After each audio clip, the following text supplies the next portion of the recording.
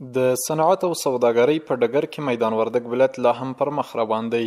تازه په دې ولایت کې شاوخوا د 3 میلیونه افغانیو په ارزښت د وطني غوړیو یوې کارخونې په فعالیت پیل وکړ.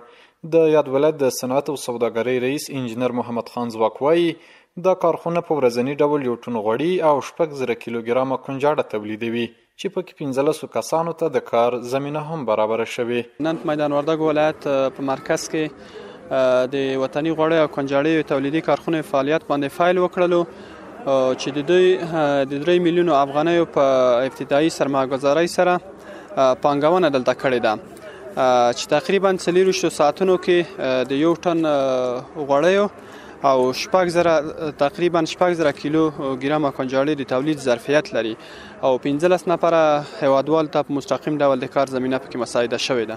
ظاهر خان ظاهري چې اوس مهال په دې ولایت کې پانګونه کړې وایي له دې وړاندې په دې ولایت کې پانګونه تلیواله وو او ورسره د حکومتي چارواکو همغږي هم ډیره وه چې اوس تولیدات یو شمېر ولایتونو ته لیږدول کیږي. الحمدلله د اسلامي امارت په راتګ سره خو ټولو تجارانو ته او ټولو سرمایه‌ګذارانو ته زمینه د کار مساعده شوې ده او سره په هر برخه کې همکاري کړې ده.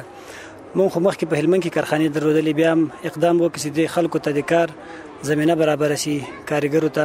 نو مسؤلین خو موږ دا غوښتنه چې موږ غوړیو ته او د موږ کنجاړي ته بازار موندنه وکړي. په یاده کارخونه کې په کار ځوانان خوښ دي چې په کور دننه ورته د کار زمینه برابره شوې. دوی له مسؤلینو غوښتنه کوي چې پانګوال په دې ولایت کې پانګونې ته لا زیات وهڅوي. احسان الله همدرد په دې کارخونه کې کار کوي.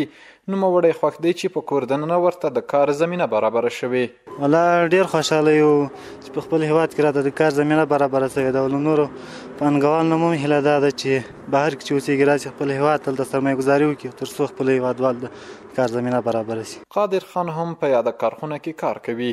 په ټولو هغه پانګوالو چې په بهرنیو هیوادونو کې پانګونه کړي ور باندې غږ کوي چې په خپل هیواد کې پانګونه وکړي ترڅو د هیواد ځوانانو ته د کار زمینه برابره او خپل انرژي د هیواد په آبادولو کې مصرف کړي. ځوانانو هم دا حق د دې کوم انرژي لري هغه چې خپل وطن کې استعمال کړي نه پر دې هیوادو ته لاړ شي هلته مزدوري وکړي او هلته ښاري کې هغه هیوادو ته کار کوي هیوادو ته باید چې دلته خپل انرژي خپل سرمایه دلته مصرف کړي. دا په داسې حال کې ده چې 2 ورځې وړاندې په دې ولایت کې د بسکټو یوې کارخونې د 1 میلیون افغانیو په لګښت په فعالیت پیل وکړ.